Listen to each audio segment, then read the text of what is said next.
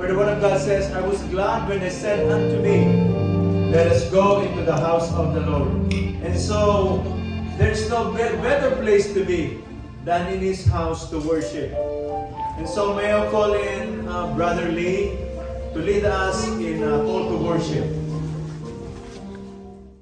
Great is the Lord and greatly to be praised. In the city of our God, His holy mountain, beautiful in elevation, is the joy of all the earth. Mount Zion, in the far north, the city of the great King. Within her citadels God has made Himself known as a fortress. For behold, the kings assembled, they came on together. As soon as they saw it, they were astounded. They were in panic. They took to flight. Trembling took hold of them there. Anguish as of a woman in a labor. By the east wind we shattered the ships of Tarshish. As we have heard, so have we seen the city of the Lord of hosts, in the city of our God, which God established for them. We have thought on your steadfast love, O God, in the midst of your house. Altogether, great is the Lord, and greatly to be praised in the city of our God forever and ever. He will guide us forever. Good afternoon, everybody, and we praise God for that we are here and we're ready to worship Him. So, sino nakaalam kung ano yung word na meaning ng Hosanna? Hosanna.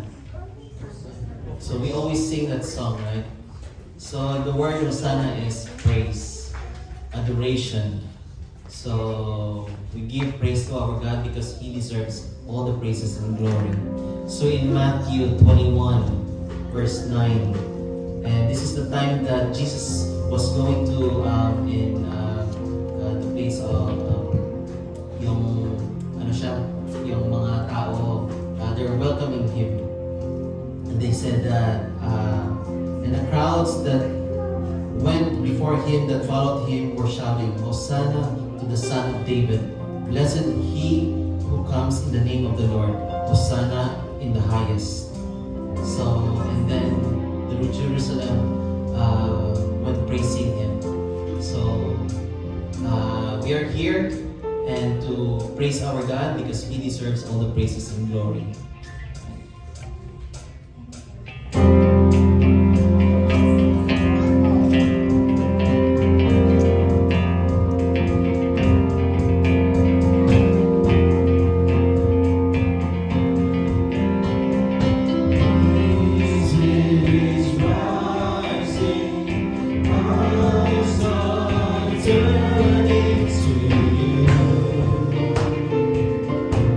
Eternity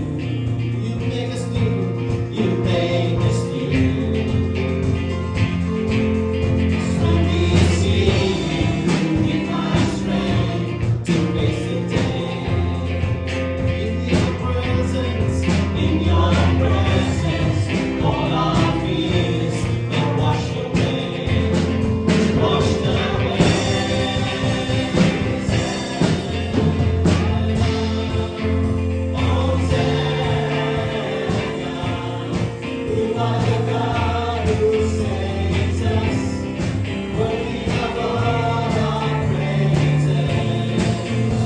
Hosanna,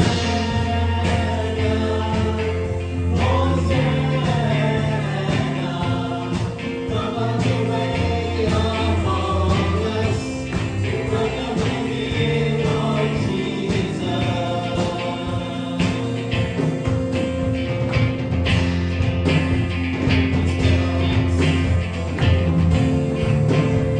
We praise you, Lord. You deserve our praise.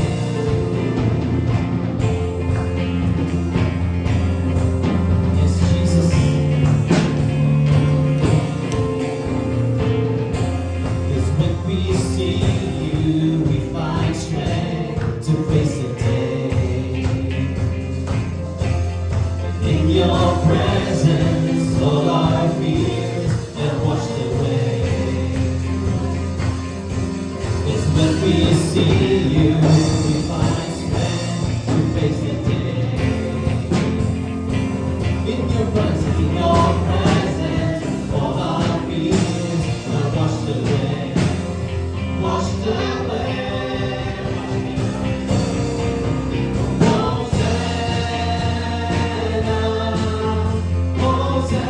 Hosanna, you are the God who saves us, worthy of all our praises.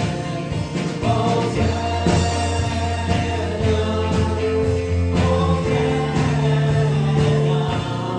you are the way among us, welcome you here, Lord Jesus. Hosanna, and Hosanna. You are the God who saves us, worthy of all our praises. Hosanna,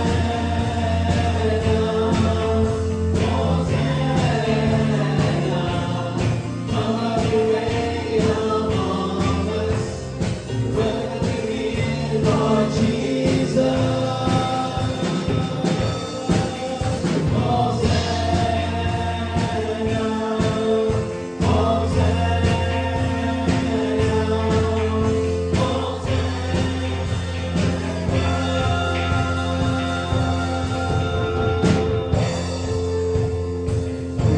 Praises rising, hearts are turning to you. We turn to you. We turn to you. We turn to you. Yes, Jesus, we turn to you, Lord.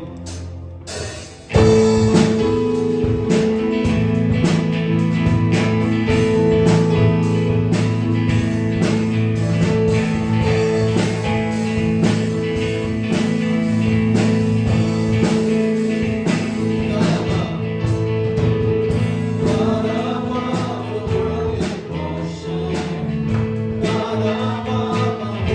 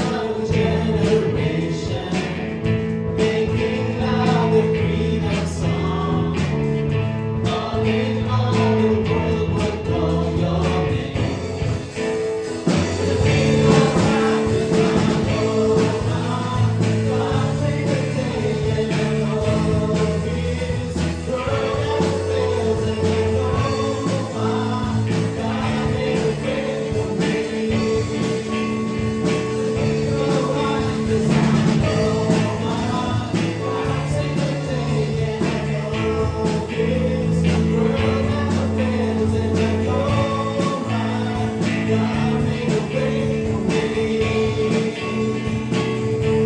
Salvation is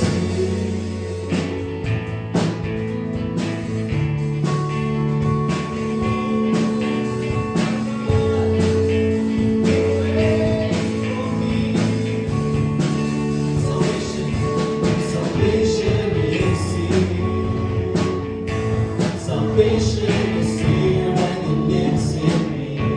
Salvation is here. Salvation that God has to set me free. Salvation is here.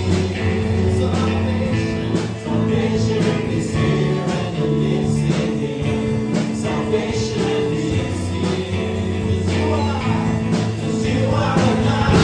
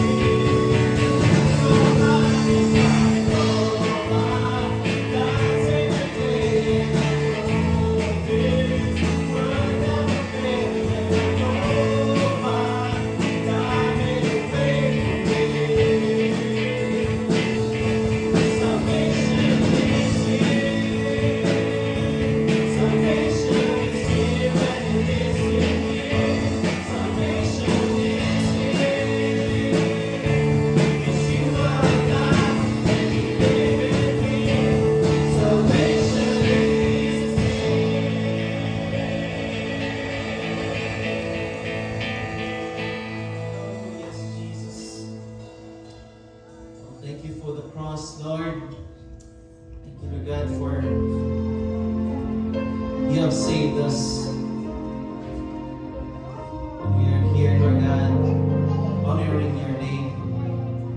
Glory and power in your name, Jesus. Thank you for the Holy Spirit that who guides us and be among us, helping us in every day of our life, Lord. And we just praise you and glorify your name. You're the Most High. You deserve all the praises, Father.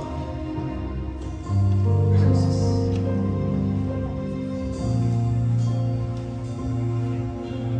Oh, Most High, King of the ages, say I am God of wonders. By the blood you have redeemed us. Let us do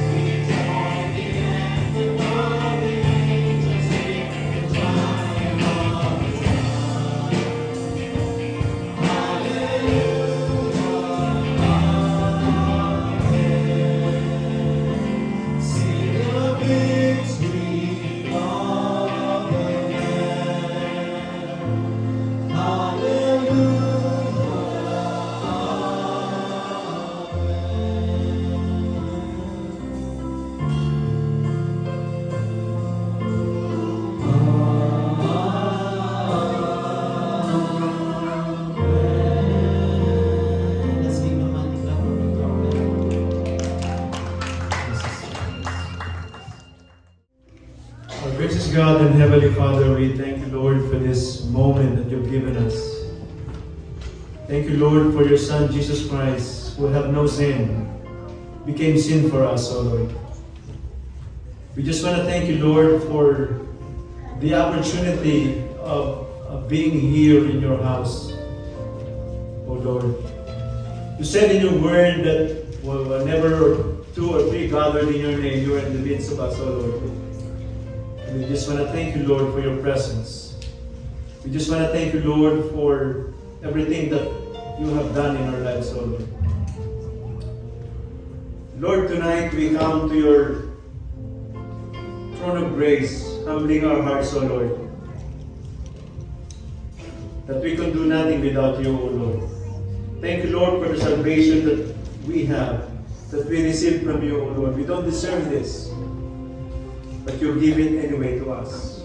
I pray, dear Father, that if there's anyone in our midst who do not know you as the personal Lord and Savior, but I pray, Lord, that you open his or her heart or to salvation. I pray, Lord, that you knock on each and everyone's heart, O Lord, so that they could receive Christ as their personal Lord and Savior. Thank you, Lord, for your goodness in our lives, O Lord. Thank you for the whole week that you have given us. There's a lot of trials, there's a lot of disappointments, O Lord, but you remain faithful to us, O Lord. Lord, we just want to pray for our people who are not here for some reason. Pray, dear Father, that you'd be able to protect them, O Lord. Be able to guide them, O Lord. I pray for grace, O Lord, as we visit his daughter, O Lord, in Bronx. I pray that you protect him, you guide him. And if there's anything, Lord, that bother him, O Lord, if there's any problem in his heart, O Lord, I pray that you meet him, Lord. I pray that you have mercy on him, O Lord. I pray that you speak to him, O Lord, that he needs you, O Lord. Lord, we just want to pray for our cantata this coming April. I pray, Lord, for the preparation. I pray for all the participants. And thank you, Lord, for the willingness of each and every one to practice, to memorize their notes, O Lord.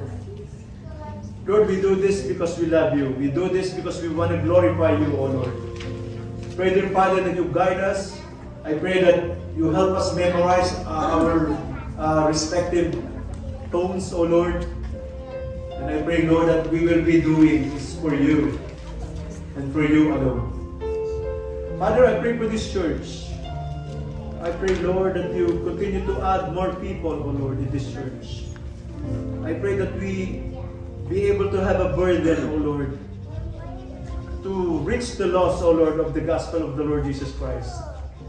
Lord, I pray for each and everyone who are here. I don't know their situation. I do not know their needs, O Lord. But we know, Lord, that you are our all-powerful, all-knowing God. You search the deepest part of our hearts, O Lord. And I pray that if there's any problem, O Lord, in our midst, I pray that you meet us, that you find solution, O Lord. Give us solution to our problem, O Lord. Because you are faithful. Lord, as we go on with our worship, I pray that you bless every part of our worship. The kids, O Lord, I pray that you bless them. The sermon, the message, the praise, testimony, O Lord. I pray that it will be a sweet, smelling aroma to your presence tonight, O Lord. And Lord, if there's any sin in our hearts, O Lord, this afternoon, I pray that you remove it and we be able to concentrate on you, O Lord, on you alone. So Lord, as we go on, O Lord, I pray that you'll be with us, your presence be felt in this place, O Lord. And we just want to commit this in your Son's name, in the name of the Lord Jesus Christ. And everybody says, Amen. Let's call in Brother Pierre for our scriptural reading. Now Thomas, one of the 12, called the twin, was not with them when Jesus came. So the other disciples told him, "We have seen the Lord." But He said to them, "Unless I see his hand, the mark on the nails, and place my finger into the mark of the nails, and place my Place my hand hands into his side, I will never believe. 8 days later, his disciples were inside again, and Thomas was with them, although the doors were locked. Jesus came and stood among them and said, "Peace be with you." Then he said to Thomas, "Put your finger here and see my hands, and put out your hand and place it in my side. Do not just believe, but believe." Thomas answered him, "My Lord and my God." Jesus said to him, Have you believed because you have seen me? Blessed are those who have not seen and yet have believed." So faith comes from hearing, and hearing through the word of Christ. By Grace you have been saved through faith, and this is not your own doing. It is the gift of God, not a result of works, so that no one can boast.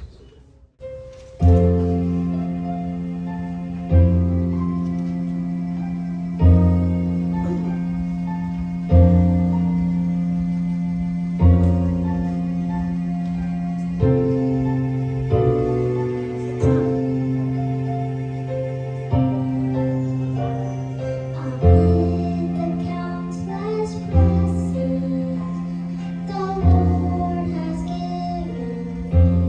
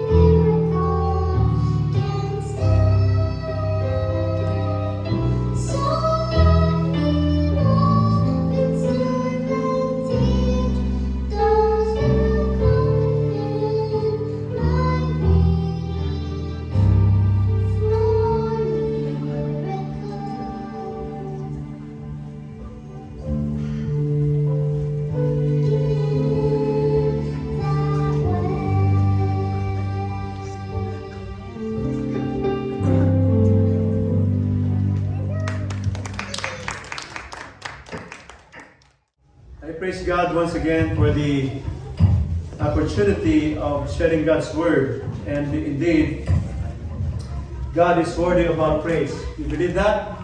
Amen. So the circumstances may not be favorable to us all the time, right? But God never changes. He is the same yesterday, today, and forever. He never changes. He is always true to His promise. And we have been talking about faith for the past few weeks, and we're glad that we have learned, right, from different preachers, their perspectives about faith.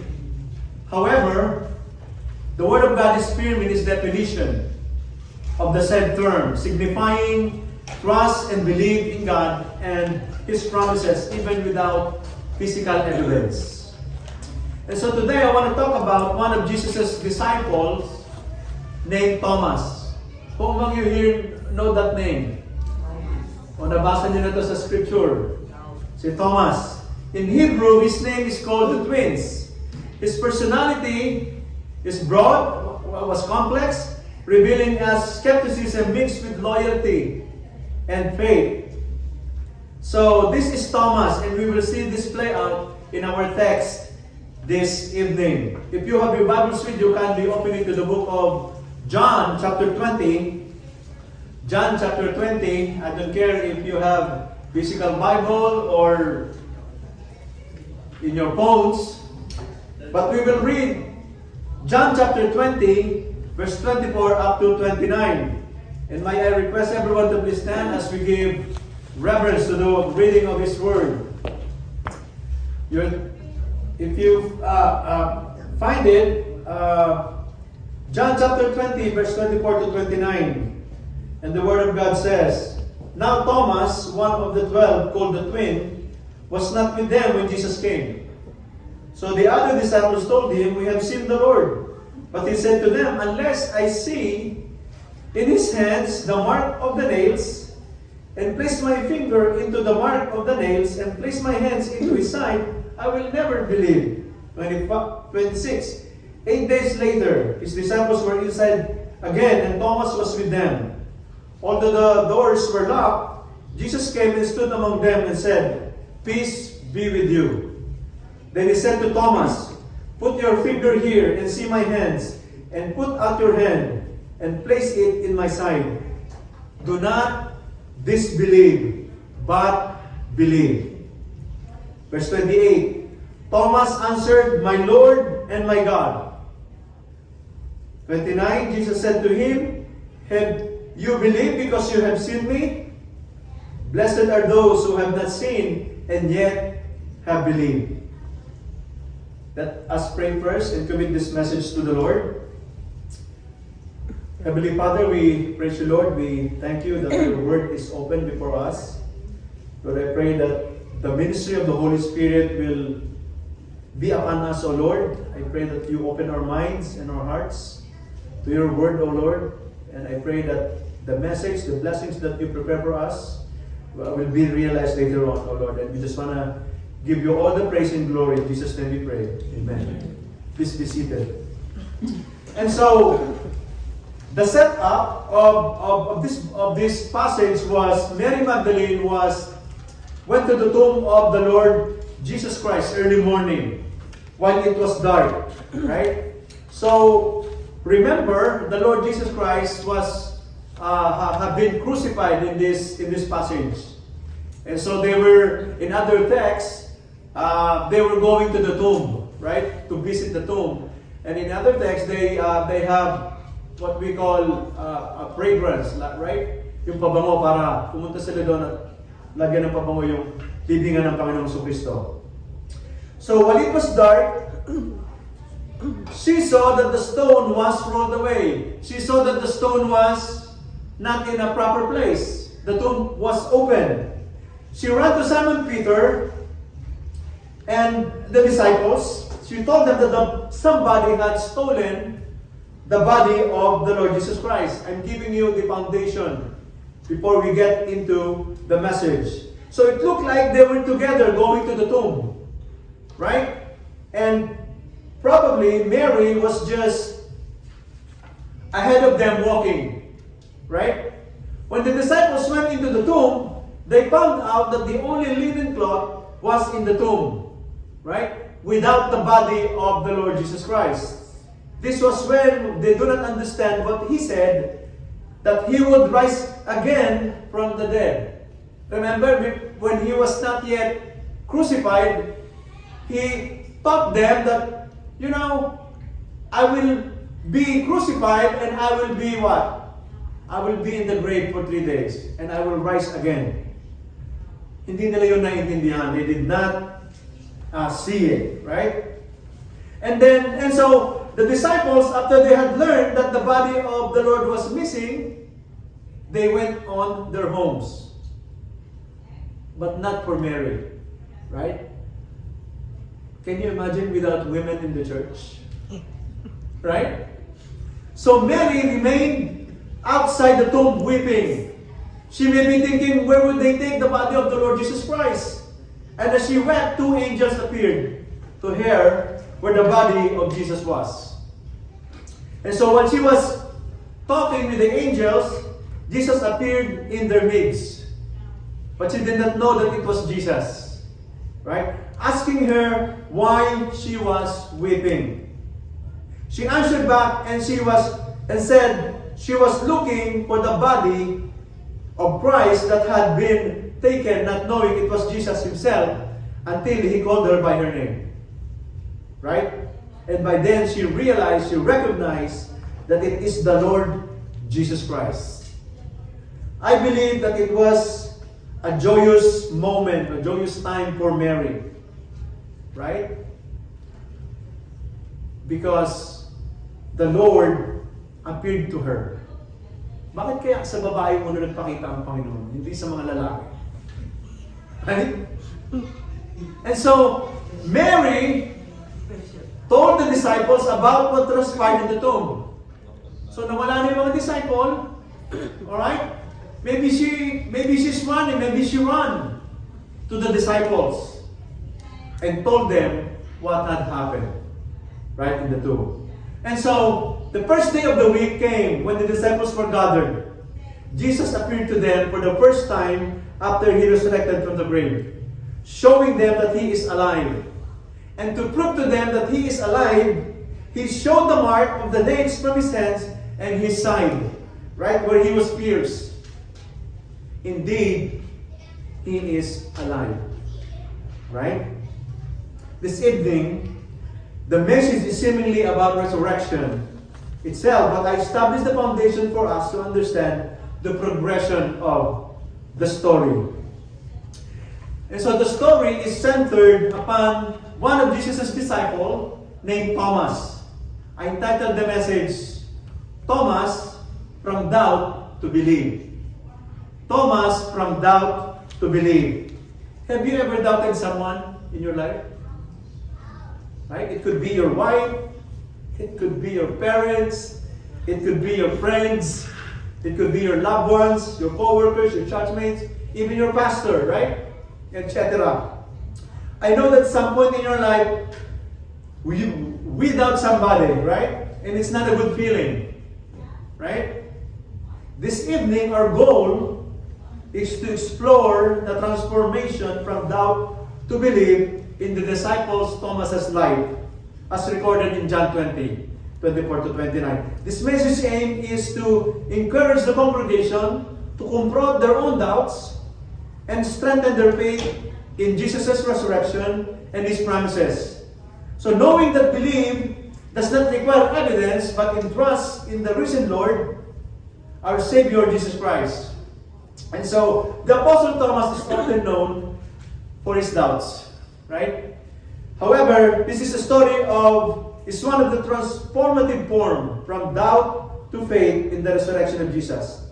As we study into John 20, we will explore how Thomas's doubt and his encounter with the risen Savior can help us address our own doubt in life and strengthen our faith in Him. There are 4 truths that we need to consider here this evening. First is his doubt. In verse 24 and 25. It says here, Now Thomas, one of the 12, called the twin, was not with them when Jesus came. So the other disciples told him, "We have seen the Lord." But he said to them, "Unless I see in his hands the mark of the nails, and place my finger into the mark of the nails, and place my hands into his side, I will never believe." And so Thomas is called the twin, was absent during Jesus' first appearance with the disciples. And we are not told where he was, right? Hindi sinabi dito kung nasasaan siya. Maybe he was busy in his Facebook. Maybe he was busy in his Instagram. Maybe he is busy in his, what? Social media? We don't know. Nor did they criticize him for his absence. Right? But upon learning the news of Christ's resurrection, he expressed doubt. It's very clear in our text. Insisting that he will not believe unless he touches Jesus' wounds. In our text, he says, "Unless I see his hands, unless I see the mark of the nails and place his fingers into the mark and his hands into his side, he will not believe." Right? This reveals human struggle. Right? Needing physical evidence to believe in the supernatural. Unless I see it for myself, I will not believe it. How many times nakagaya tayo ni Thomas? How many times are we like Thomas? Right? I need evidence of his wounds, the hole in his hands, and then to feel the mark of his side. Only in that way I will believe. Thomas is often known as the doubting Thomas in Scripture. When you talk about him, it's this famous verse that will come to your mind. Right?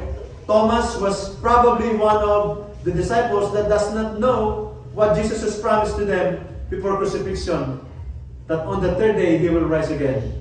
And so no matter what his disciples' friends were telling him, it has no effect on him. His heart is closed. His eyes is closed. Right?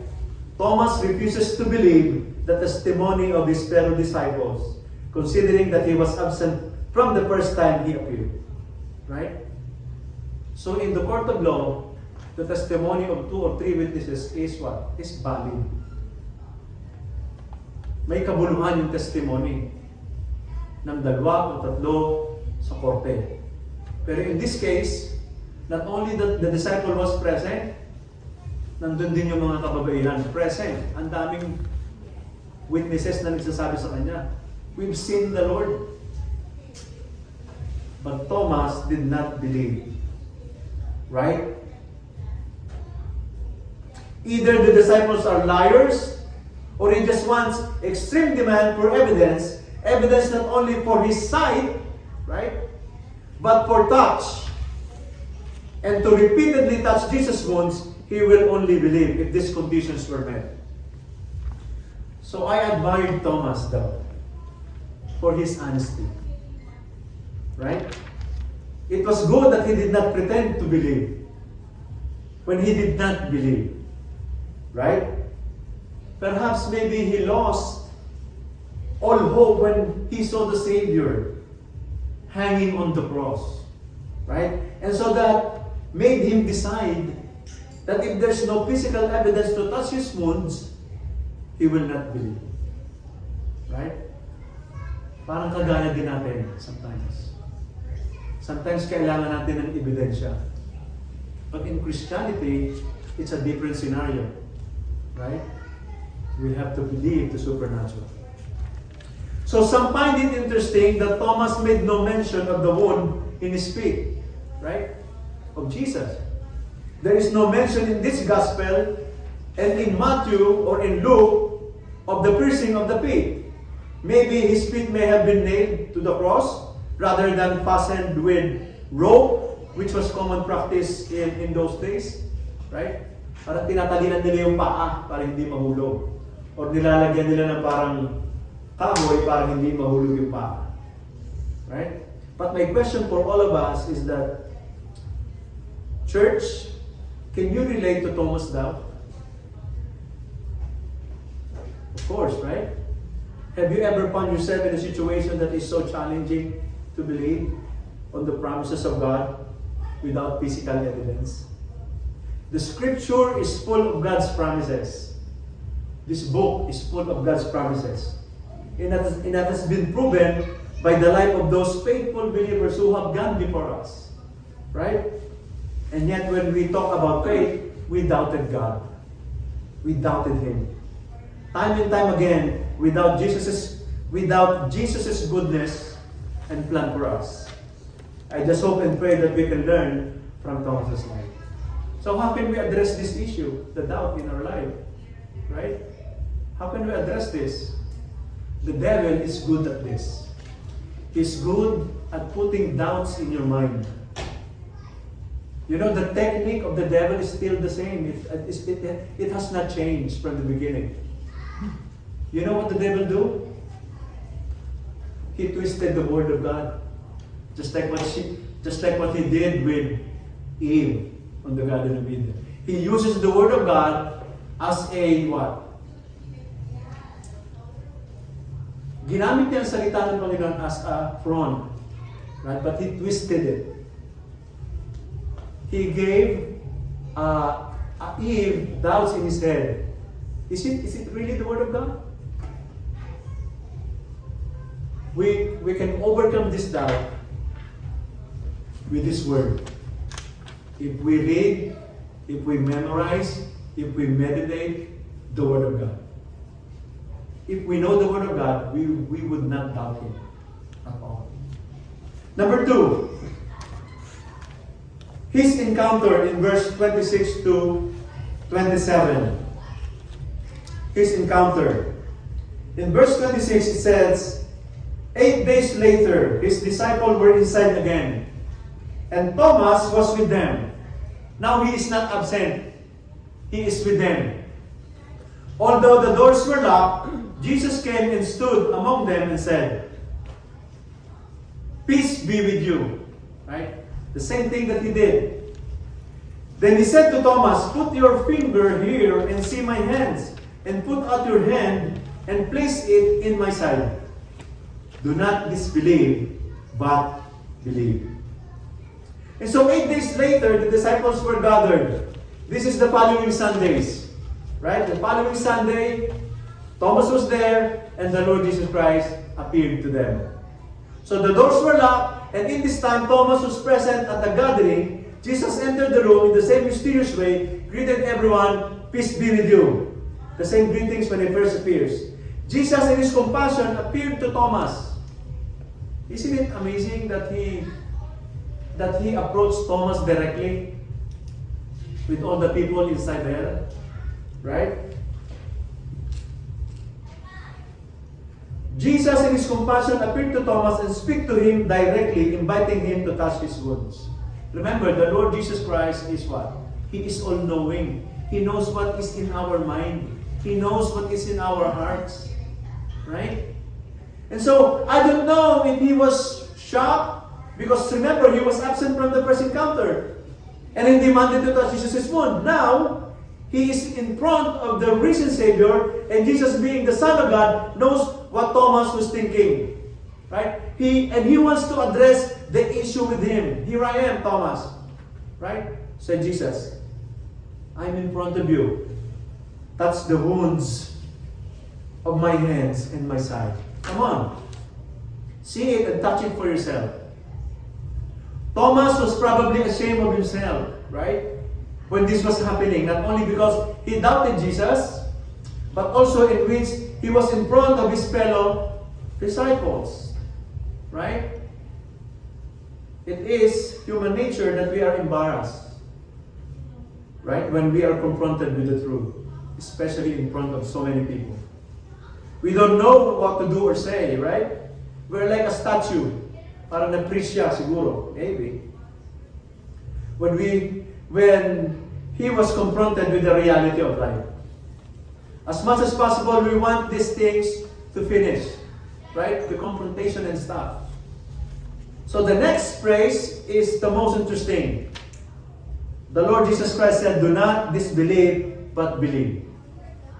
Spurgeon, one of the greatest preachers, once said, Jesus' interaction with Thomas shows that the resurrected Christ is full of love and graciousness and gentleness to his people. That did not change.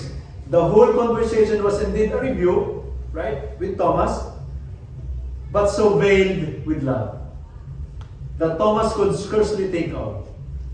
Right? Jesus clearly commanded Thomas to stop his disbelief or unbelief, but to start believing. He was generous and merciful to Thomas in his unbelief, but Jesus did not praise his unbelief, but rather moved him from doubt to unbelief to faith. This personal encounter with Thomas of the risen Savior brought transformation in Thomas's life. He learned a very important lesson from his Lord and Savior. Somebody has said, often God does not condemn our doubt, and He also often reveals and does remarkable things to speak to our doubt and unbelief. But doubt and unbelief are not licensed condition for the disciples of Christ. If they are checkpoints along the path leading to faith, they should be dealt with generous love. And this is what the Lord Jesus Christ did to Thomas. Right? He did it with love. Hindi niya ipinahiya si Thomas in front of his disciples. I don't know if it's culture, right? If it is their culture, I don't know.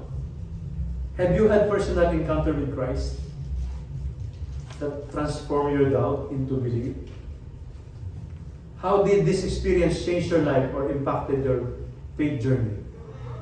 Right? When I first entertained the idea of going back to school, I had doubts because I was thinking I was an old duck, right? Tanda na ako. I did not think that in my wildest dream that I was be able to finish it, my study. There were a lot of questions or disbelief in my mind, thinking that my mind was not sharp enough compared to my teenage years, right? I'm already in my 50s. And so, but I was wrong, right? I was wrong. The Lord proved that if you believe, nothing is impossible. Nothing is impossible with God. I hope that when we encounter Jesus, right? I hope that it would bring change to our doubting hearts. That it would bring change to our doubting hearts. Not only that his doubt, not only his encounter. Number 3, his confession in verse 28. His confession in verse 28. It says here, Thomas answered him, Jesus, my Lord and my God. So Thomas responded with faith. He, upon encountering Jesus, made one of the greatest confession of faith in the New Testament. He said, my Lord and my God. He made an immediate transition of unbelief to faith. He addressed Jesus with the titles of deity, calling him Lord and my God. The words are not mere acclamation or surprise that other people would interpret it. I remember when I was in the Philippines talking to one of the religious leaders there who do not believe that the Lord Jesus Christ is God. And he said, in this particular area, in this particular verse, he said that Thomas was just parang nabigla lang si Thomas. Parang nabigla lang siya sa pagkakita niya sa Panginoon Kristo. And so, that is, but in the Bible, that is forbidden by Greek texts. As one scholar suggests, they mean, thou art my Lord and my God, emphasizing the repeated pronouns that was used. Thomas believed that Jesus was risen from the dead, but it was something more inward than sight that opened his mouth proclaiming that Jesus is God. And so, this pivotal moment demonstrate the transformation from doubt to belief. Thomas was honest enough to say when he did not believe in verse 25, remember? But also honest to follow the evidence to its full meaning. So Thomas recognizes his own mistakes of unbelief and declaring his faith in the risen Savior as his Lord and God. So again, Spurgeon, the greatest preacher, considered many aspects of this declaration. Number one, his declaration, it was a devout expression of holy wonder. Right? Number two, it was an expression of immeasurable delight when he saw the Lord Jesus Christ. Number three, it indicates a complete change of mind. Right? Remember, from doubt to belief. And number four, it was an enthusiastic profession of allegiance to Christ. Maybe, just maybe, nabuo yung pagtitiwala ni Thomas sa Panginoong Jesucristo because He resurrected from the grave. Right? What we're doing here is nothing had He not resurrected from the grave. Kung hindi nabuhay ang Panginoong Jesucristo sa mga patay, umuwi na tayo lahat dito. Because what we're doing here is meaningless. And number five, it was a distinct and direct act of adoration and worship. Right? You see, from doubt to belief, he now worshiped the Lord Jesus Christ as God and Lord. We do not know whether Thomas really touched Jesus' wounds. But it was enough for Thomas seeing the risen Lord in His physical form and recognize Jesus' Lordship. And only God would rise from the dead. Right? Look at the religious founders in this world. Where are they?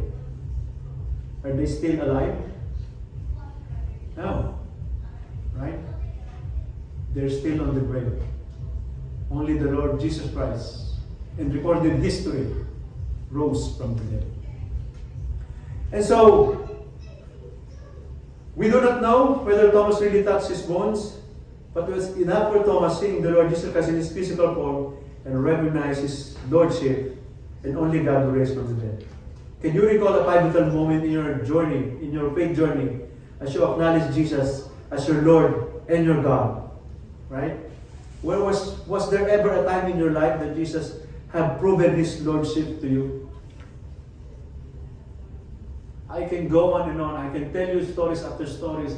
With our story, with my mom's story, with my Lola's story. I can go on and on. Jesus had proven Himself to my family, not only to my family, but to you. As we reflect on the life of Thomas, may we learn to recognize that God is all we need in this world. God is enough for us. We are complete in God. We study the faith journey of Thomas, his doubt, and his encounter with the risen Savior, and his confession of faith. And we will go to the last point, which is living by faith and not by sight. In verse 29 of the book of John. And I'll add one verse also in 2 Corinthians 5:17. It says in verse 29, this is what the Word of God says. Jesus said to him, "Have you believed because you have seen me? Blessed are those who have not seen and yet have believed." In 2 Corinthians 5:7, it's the Word of God says, 2 Corinthians 1:7, 2 Corinthians 5:7, the Word of God says, "For we walk by faith and not by sight." And so as a believer of the Lord Jesus Christ, this is one of the great and difficult principles of Christian living. Right? Serving a powerful God that we have never seen or touched. Yet we love Him. And we live for Him. To walk by faith means to make faith part of your daily routine and practice. Walking is nothing remarkable, right? It is one of the more common aspects of life. But God wants us to walk by faith. We can do a lot of common activities daily or household chores. Those are easy, but exercising those things that beyond sight is more challenging in the believer's life. You believe in something that is not in your control. Right? You want to do something, but you let God do it for you because you exercise what you've been told in His Word. Right? I don't like that kind of feeling, but if you let go and let God, everything will fall into place. He will let you see the impossible turn into reality. Living a life of faith is never easy, even for the people of God. In the past, they must exercise their faith during troubled times or uncertainties.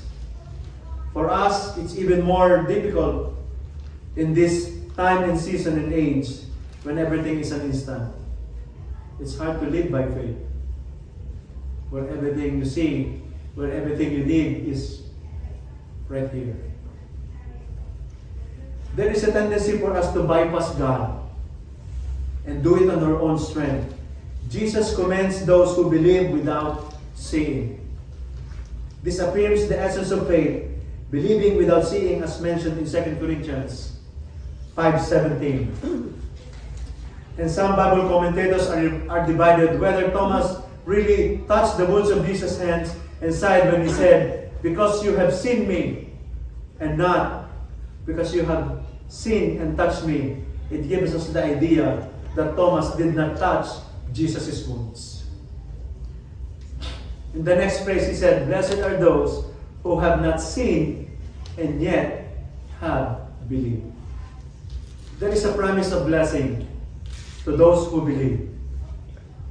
Thomas wanted to see and touch before he would believe in the resurrected Christ. Jesus understood that the testimony of those people who have seen Him was enough. But for Thomas to believe at first, he wants physical evidence. The blessing for those who believe in faith without seeing are evidence of believing by faith and not by sight. Faith that's satisfied. Right? He is speaking of faith that is satisfied that what God provides and is therefore not yearning for visions and miracles. Right? We have not seen God. Hindi natin nakita ang Panginoon. But we can feel His presence and care for us. Just like air. Hindi natin nakikita ang hangin, but we can feel it. In our skin, in our hair. So how can you cultivate a faith that believes without seeing?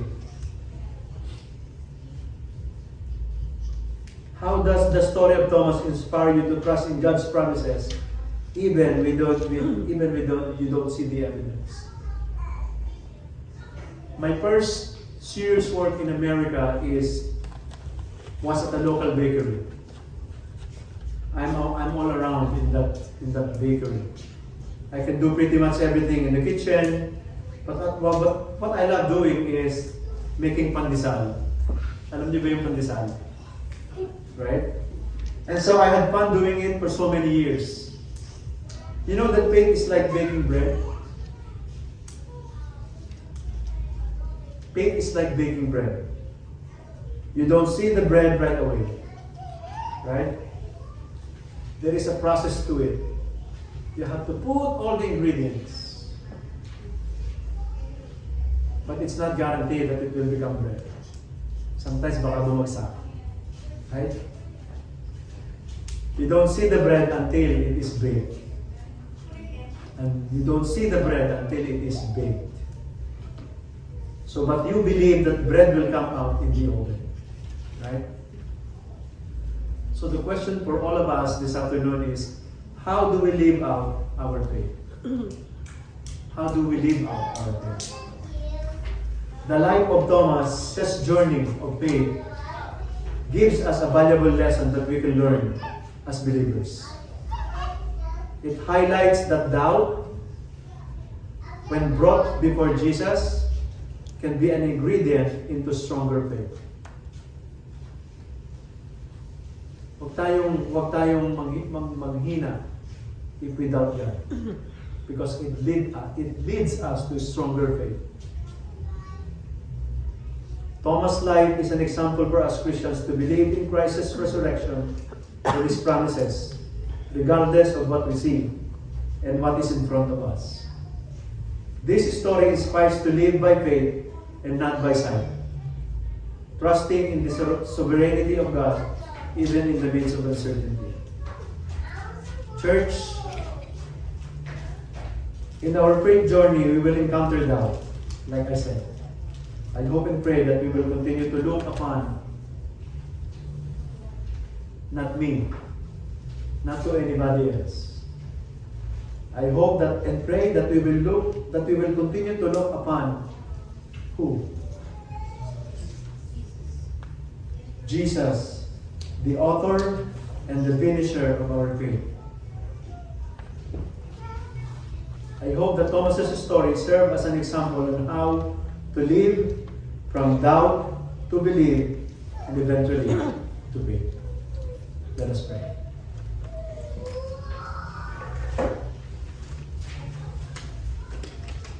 Our Heavenly Father, we are so thankful in the life of Thomas, Lord. Thank you, Lord, for his life. And thank you, Lord, for his example, O Lord. After the doubt, O Lord, after his doubt, his encounter, after his confession, O Lord, you used him mightily to build churches in Asia Minor, O Lord. And thank you for that, O Lord. And as we reflect on the life of Thomas, O Lord, I pray that you help us. You help us to really trust you when we encounter doubts in our life, O Lord, in our lives. And I pray, Lord, that you'll be with us. And I pray, Lord, that your word that we heard today, O Lord, will not come to you vain, O Lord. That your word that we heard today, we will apply it, Lord, in our daily life. We just want to commit to you everything, Lord. We love you. We praise you in Jesus' name. Amen.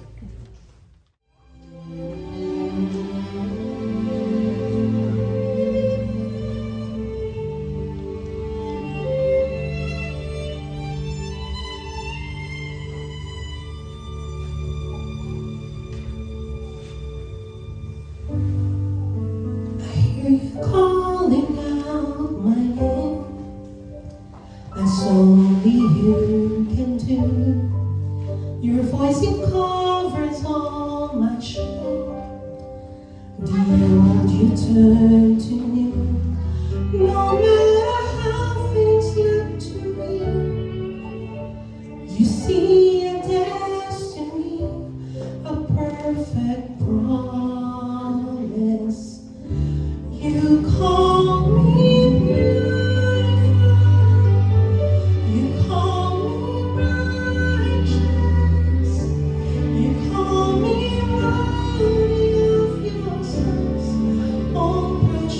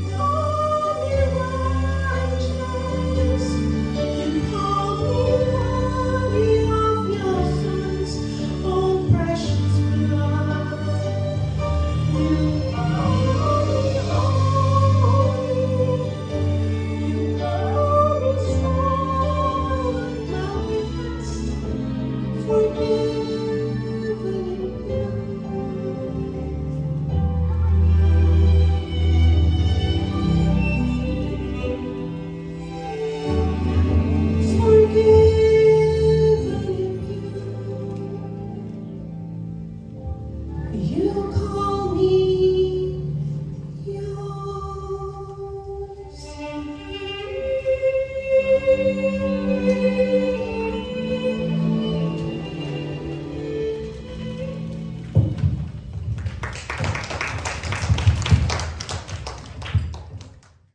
Dear brothers and sisters, today as we gather in worship and gratitude, we are reminded of the countless blessings God has poured into our lives. Every breath we take, every provision we enjoy, and every opportunity before us is a testament to His faithfulness and love. And in response to His goodness, we are called to honor Him with our tithes and offerings. The act of giving is not merely a duty. It is a sacred privilege. It is an expression of our trust in God as our provider and a declaration that everything we have belongs to Him. In Malachi chapter 3 verse 10, God invites us to test Him in this. Bring the whole tithe into the storehouse, and that there may be food in my house. Test me in this, says the Lord Almighty, and see if I will not throw open the floodgates of heaven and pour out so much blessing that there will not be room enough to store it. When we give, we participate in God's work here on earth. Our tithes and offerings supports the ministry of the church, enable the spread of the gospel, and provide for those in need. It is through our faithful giving that lives are transformed, communities are uplifted, and God's kingdom is advanced.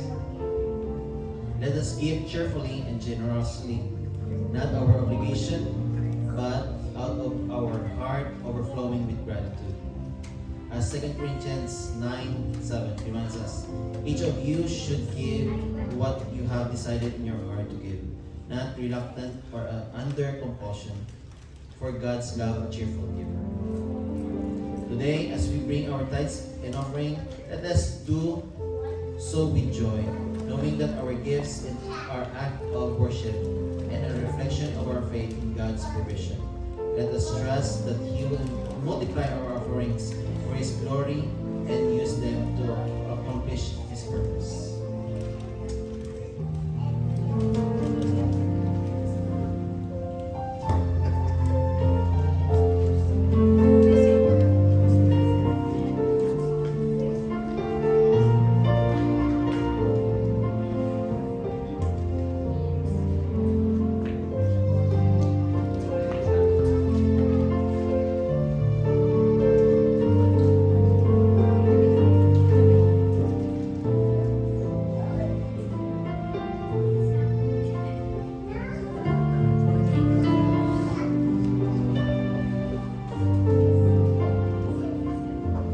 Shall we all stand?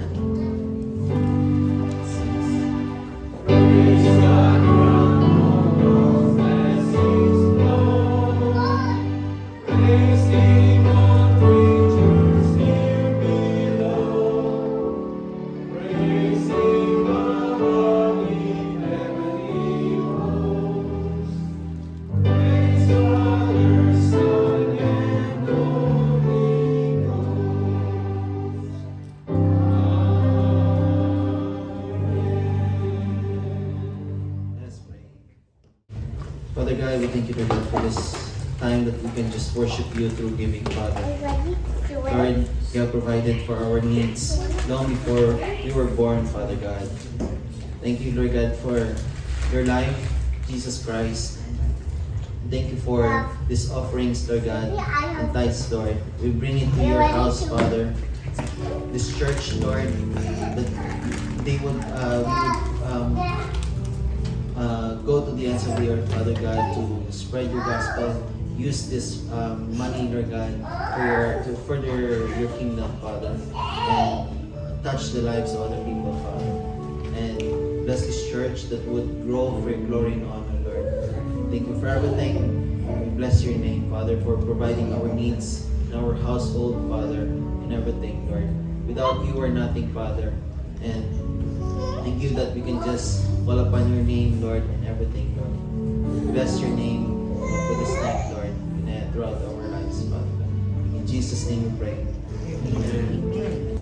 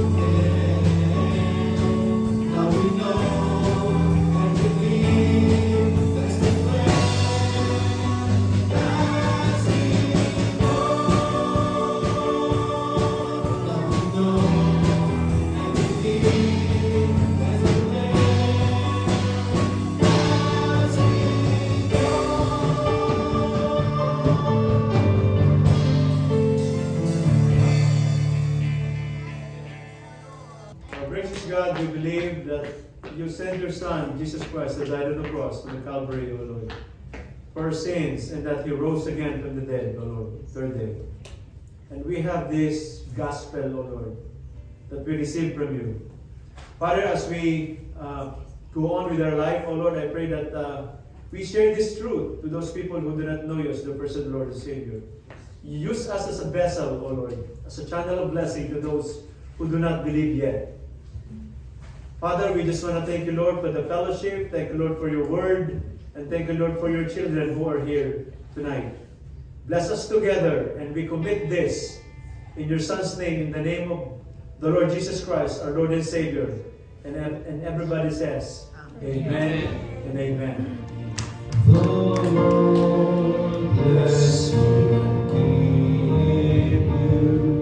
The lift His countenance upon you and give you peace and give you peace and give you peace.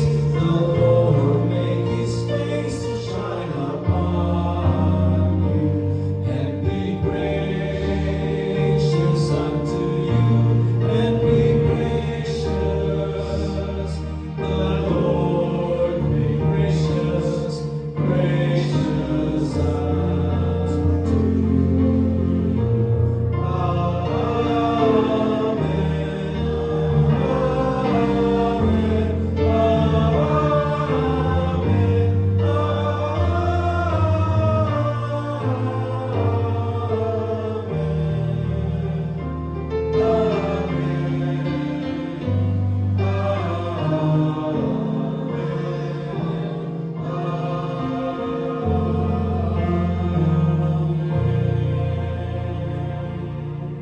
Good evening, and may the Lord keep you and bless you.